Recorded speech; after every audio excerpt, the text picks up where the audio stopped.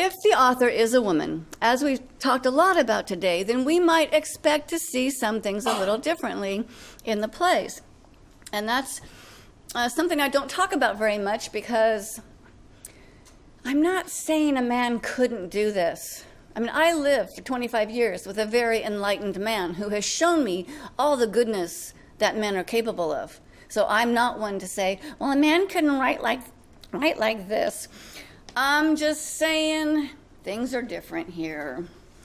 Juliette Dusenberg, where in every other field understanding of Shakespeare's art grows, reactions to his women continually recycle because critics are still immersed in preconceptions which Shakespeare discarded about the nature of women. I'm so astounded by how many traditional scholars get so close,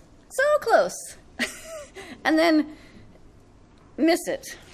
So we'll look at some of these things, because if the author is a woman, froward, I love that. Disposed to go counter to what is demanded or what is reasonable, perverse, difficult to deal with, hard to please, refractory, ungovernable. We should all have a t-shirt that says, I'm a froward woman. Tranio said, that wench is stark mad, or wonderful froward. So we have looked at some of these women. We've talked a lot about these women already, but I want to just shine a light on the collective of them all at once. The women who dress as men. Imogen, she dresses up as a soldier and goes to join the Roman army. Portia, the civil judge. Nerissa and Jessica. Rosalind, she gets to the forest and says, well, let's buy some property. Let's hire somebody. Viola, she comes off the boat. She's shipwrecked, right? And what does she do? She says, man, I need some boys' clothes and I need a job. Joan of Arc goes off to lead battles, which she didn't historically, but Shakespeare has her. Julia runs away from her father. The women who defy their fathers. Desdemona, she ran off with someone other in her world. She ran off with a big, handsome black guy and says, Dad, sorry, Dad. This is what I'm going to do here. Juliet and Romeo and Juliet. Anne Page, Hermia, of course, Sylvia, Bianca. I find that funny. We all think Katerina's the bad girl, right? Bianca's the one who didn't do what her dad told her. Perdita, she defies her lover's father, who is a king. Imogen in Cymbeline. Lavinia, Jessica. A lot of these froward girls. It's interesting the number of women who have unconstant lovers. And that's something that they say, well, why did the girl stay with him? Why does Helena stay with Bertram? I don't know. That's a puzzlement. Helena, Midsummer Night's Dream, Julia, another Helena, Mariana, Ophelia perhaps, Desdemona, Hermione. Why does Hermione go back to that crazy man? Catherine of Aragon, but all steadfast women who stand by my man. Women unjustly accused and how they respond to that. How does Desdemona respond to being unjustly accused? Hero and Much Ado About Nothing. My granddaughter's name is Hero. Hermione in Winter's Tale, Mrs. Ford, Imogen. The women who make fools of men. Maybe not fools all the time, but make them very uncomfortable. Maria in Twelfth Night, the Mrs. in The Merry Wives of Windsor. I love the Princess of France and her three ladies at the end of the play. Jack hath not Jill. Say, no, you go be celibate for a year, and you go hang out in the sick wards and make people laugh, and then we'll talk about getting married, okay? Diana and Helena. Isabella and Mariana, Pauline and Hermione, Portia and Nerissa, Rosalind, Margaret. My favorite thing, Margaret. She comes in with the head of her lover in her arms. His head, Sophocles' head.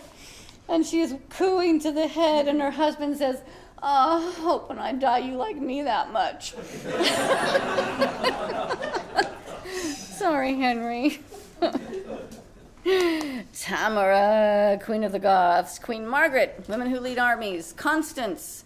Eleanor, King John tells his mother, she's like 80 years old, okay, Mom, you go to that part of France and you take care of that part of the army, and I'll meet you over here later. Cleopatra. Fulvia doesn't show up in the play, but I find it intriguing that Shakespeare makes a point of calling out Fulvia and what kind of leader of the army she is. Goneril, Regan, and Cordelia all end up leading the armies in that play. Goneril gives the distaff to her husband, Albany. Regan's husband is dead, and Cordelia's husband went back home to France. So she's in charge. Women who travel. The word travel and travail were the same, and they show up in the plays as the same. There were a big portion of the time where it was actually illegal. It was banned for women to travel. But the number of women who travel in the plays indicates someone who thinks women can travel, who doesn't see this as an anomaly. Sylvia runs away from her dad. Helena, Diana, and the widow, Helena first went out pretending to be in a pilgrimage, and then all three of the women come back. Rosalind and Celia, maids as we are, to travel forth so far.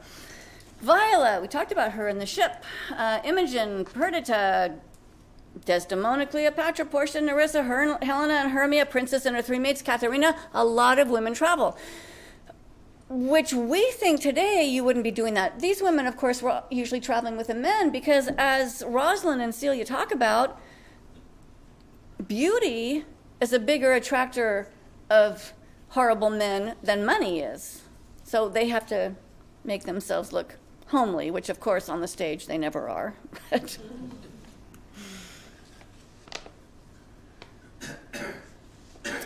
This is very interesting. The women close with women, the number of female friends in here. And I'm especially intrigued by this because Virginia Woolf wrote in 1929, I tried to remember any case in the course of my reading where two women were represented as friends. So she can say that then. What does it say about Hermia and Helena, the twinned cherries in Midsummer Night's Dream? Rosalind and Celia, who have ate together, slept together, grown up together. Maria and Olivia, a servant and a lady in waiting, but still they have what seems to be a friendly relationship. Volumne, Virgilia, and Valeria, and Coriolanus. Goneril and Regan, of course, their relationship goes to hell in a handbasket, but they did seem to be friends for a while. Julia and Sylvia, the Princess of France and her three ladies.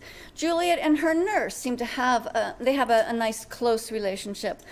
Queen Margaret, Elizabeth, Anne, and the Duchess of York. I was struck. I saw the production, the all-female Richard III here, and I was sitting up in the Globe on one of the upper levels, and I was struck.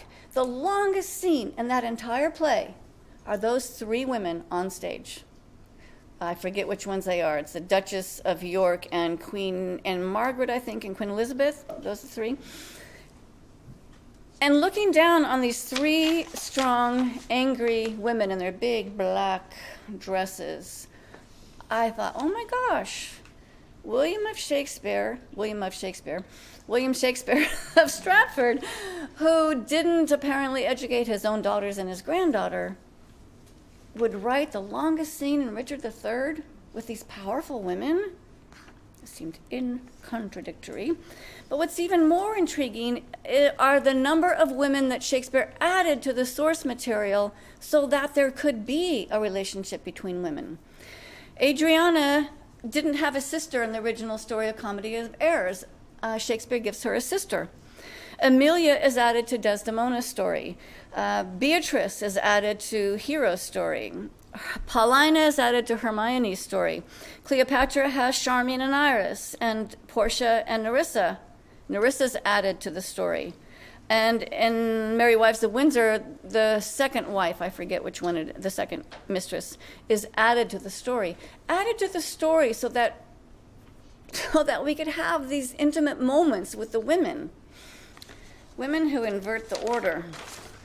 Helena, all's well, she goes off to the king of France, and he's dying of a fistula, and all the male doctors have not been able to cure him. Even today, a fistula is really difficult to cure.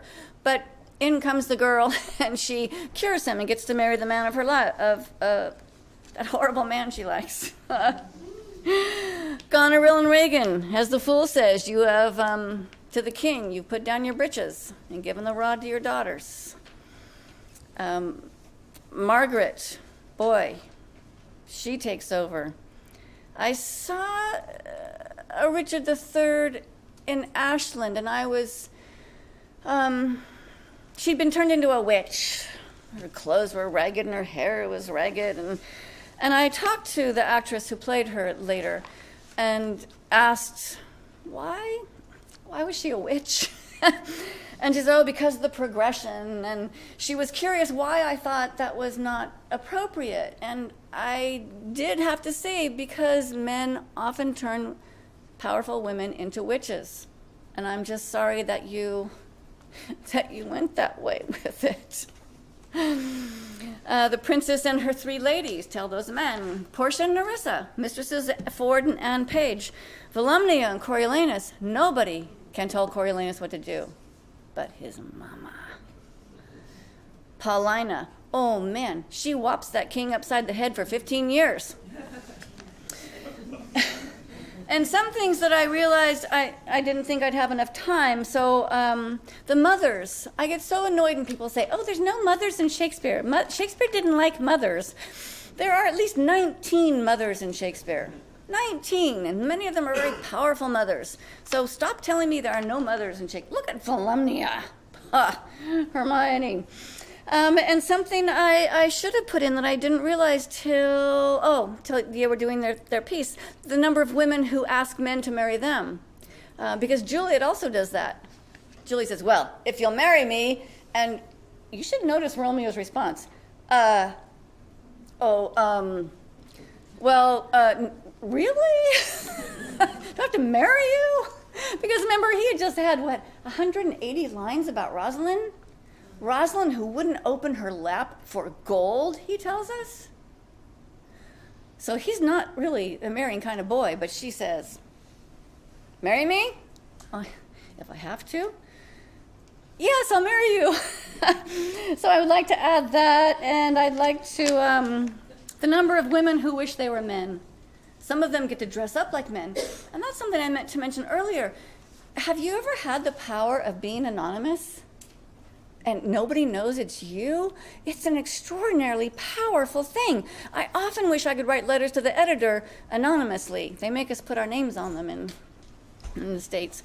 But man, what I could write if they didn't know it was me.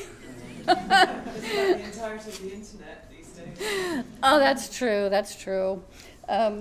Yeah, and it gives people a lot of power to be really mean.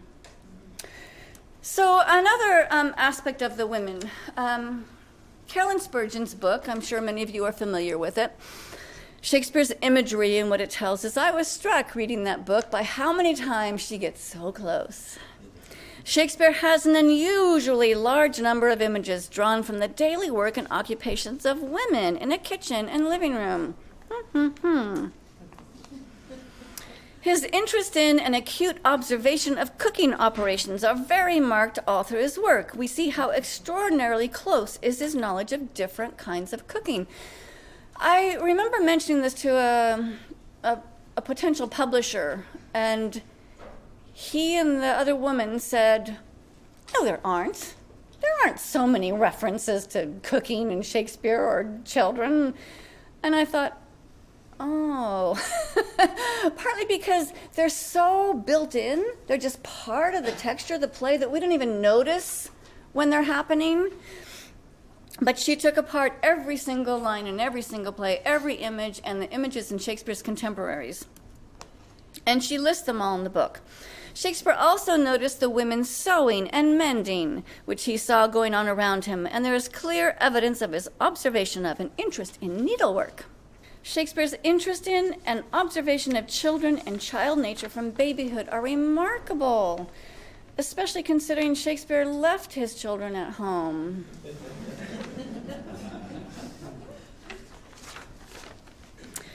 Shakespeare's attitude, as seen in his images of animal sports, is unique among the dramatists of his time, for he shows his sympathy with and understanding of the animal's point of view and sufferings, which no one else in his age approaches. If no one else in his age approaches it, maybe there's something different about this author. The women are literate. Now, there are 4 clearly illiterate characters in the entire canon, all male. And in the case of like Dogberry, his illiteracy is made to make him look stupid. In the case of Jack Cade in Henry VI Part 2, he's made to look, his illiteracy is part of his horribleness is the only word I can think of. It's part of why he's such an egregious person, is his illiteracy.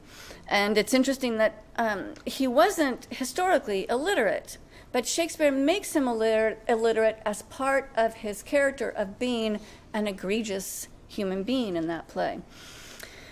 Now, interestingly, we know that the upper class women, most of them were educated, of course. In fact, all of them were educated. But in the plays, what I find fascinating are the lower class characters that Shakespeare makes clear are literate in a world that we assume everyone's illiterate, especially women. The nurse in Romeo and Juliet makes those jokes about letters of the alphabet. Mrs. Ford and Mrs. Page are not only literate, they talk about the printing press. They know how a printing press works. Phoebe the shepherdess, she's a shepherd girl. She not only reads, she writes verse. Bad verse, but she writes verse. Perdita, of course, she's born a princess. And of course, in Shakespeare's world, what you're born with, that blood informs who you are. That's why she's, they talk about, wow, she's really different for a shepherd girl.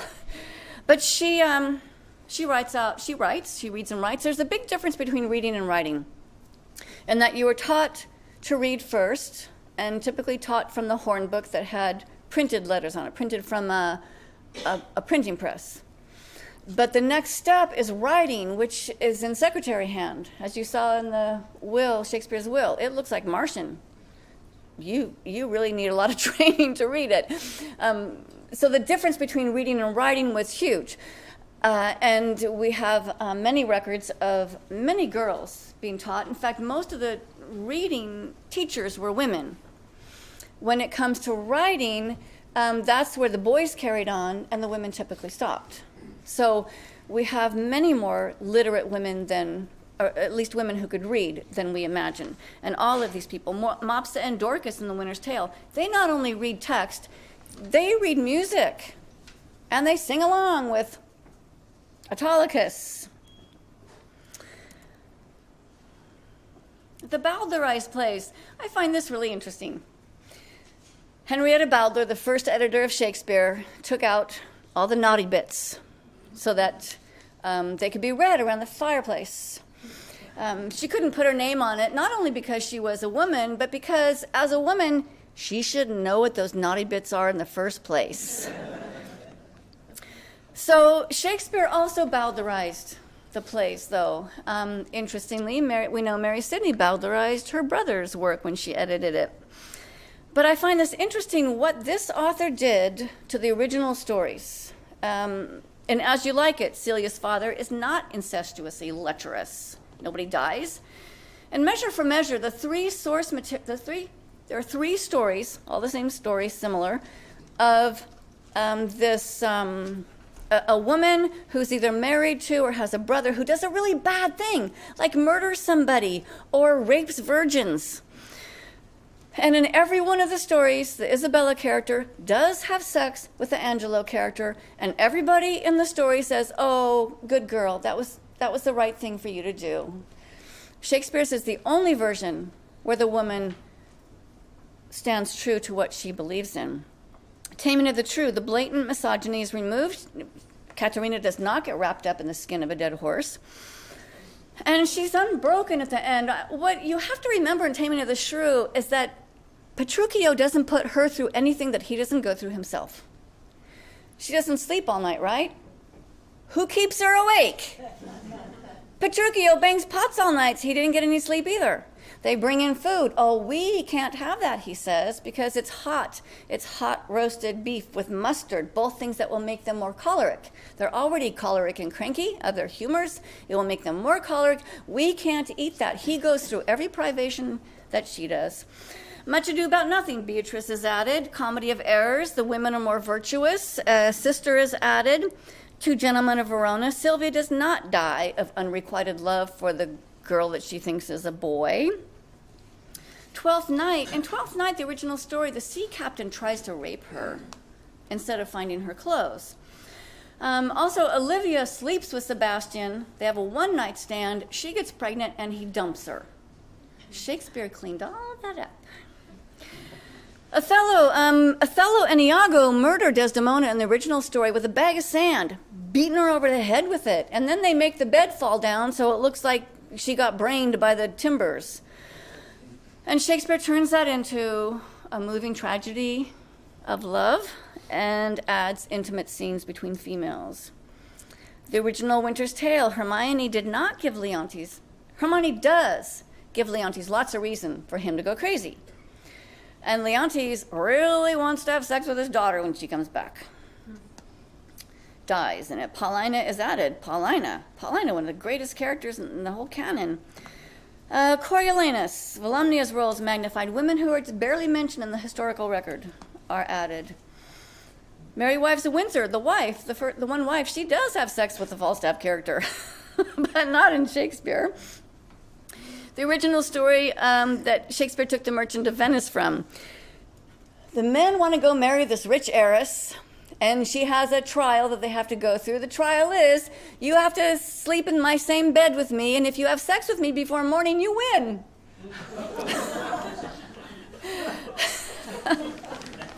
And so the Bassanio character comes to try to win her, and fortunately, once again, he's saved by a woman. The woman tells him, it's in the drink. Don't drink the wine she gives you. So he pours it out, and he manages to have sex with her, and so he gets the girl. Shakespeare completely changed that.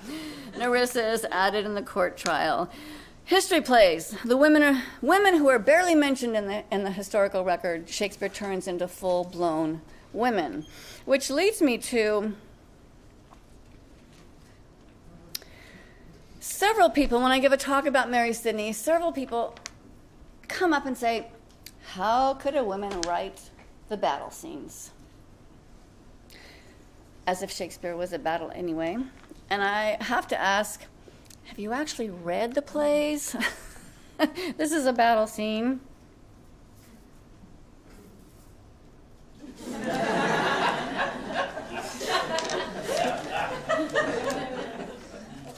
And then, now let's get back to the important business, right? Oh, go fight. I tell my students, my readers, that the way to tell if an editor's making it, if a publisher's director is making it up is if nobody says a word. The beginning of Ralph Fiennes' Coriolanus, 20 minutes, almost no words are spoken because they're making it up. There isn't a moment in Shakespeare when nobody's saying anything. So in the fight scene, you could have a 20-minute fight.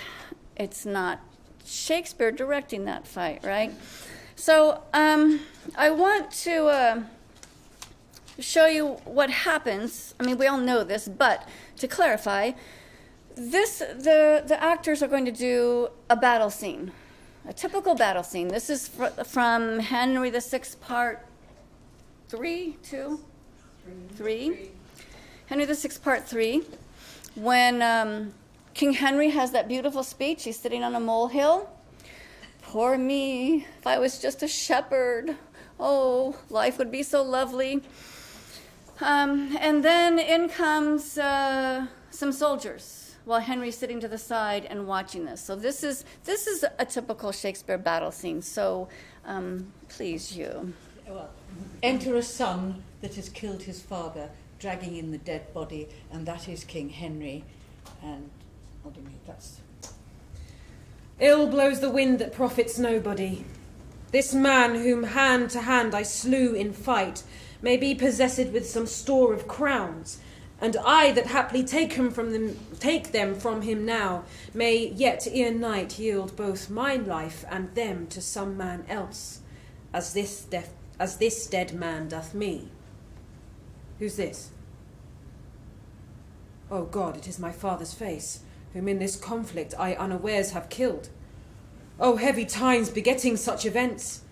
From London by the king was I pressed forth, my father, being the Earl of Warwick's man, came on the part of York, pressed by his master, and I, who at his hands received my life, him have by my hands of life bereaved him. Pardon me, God, I knew not what I did, and pardon, Father, for I knew not thee. My tears shall wipe away these bloody marks, and no more words till they have flowed their fill. Oh, piteous spectacle! Oh, bloody times! Whiles lions war and battle for their dens, poor harmless lambs abide their enmity. Weep, wretched man, I'll aid thee tear for tear, and let our hearts and eyes, like civil war, be blind with tears and break o'ercharged with grief. Enter a father that has killed his son, bringing in the body. Thou that so stoutly has resisted me, give me thy gold, if thou hast any gold, for I have bought it with 100 blows. But let me see. Is this our foeman's face? Ah, no. It is mine only son.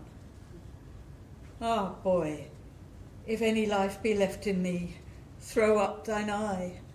See what showers arise, blown with the windy tempest of my heart, upon thy words that kill mine eye and heart. Oh, pity, God, this miserable age! What stratagems, how fell, how butcherly, erroneous, mutinous, and unnatural, this deathly quarrel daily doth beget.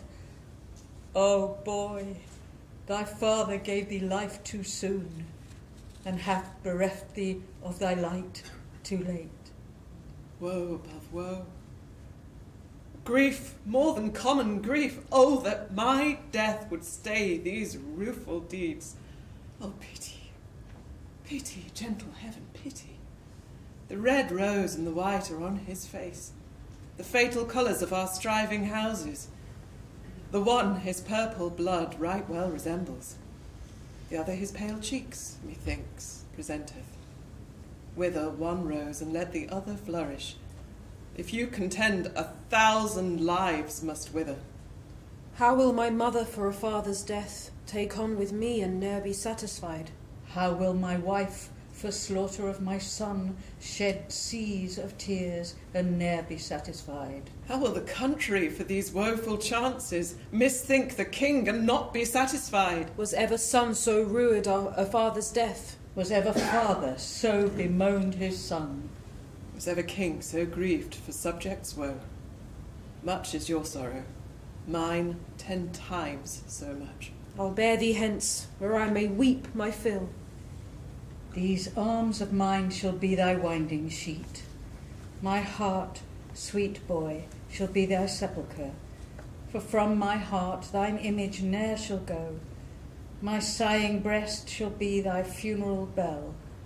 And so obsequious will thy father be, even for the loss of thee, having no more, as Priam was for all his valiant sons. I'll bear thee hence, and let them fight that will, for I have murdered where I should not kill. Sad-hearted men, much overgone with care. Here sits a king more woeful than you are.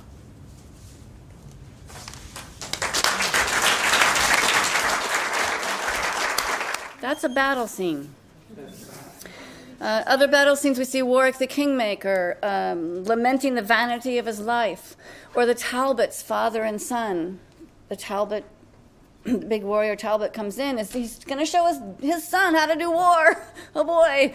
And they're surrounded, and they know they're going to die. And Talbot, the father, tries to tell his son to leave, and his son refuses to leave. And they decide they're going to go to heaven side by side. They go off and fight. They bring dead young John Talbot back, and he dies in his father's arms.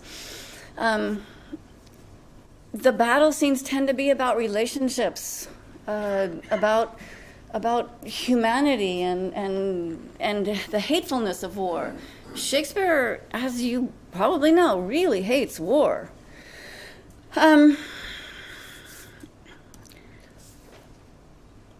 What I realized I need to start collecting are how many times in a battle scene the women are mentioned. Did you hear in here? The son is thinking, my mother, what is my mother going to say? And the father says, what is my wife going to say?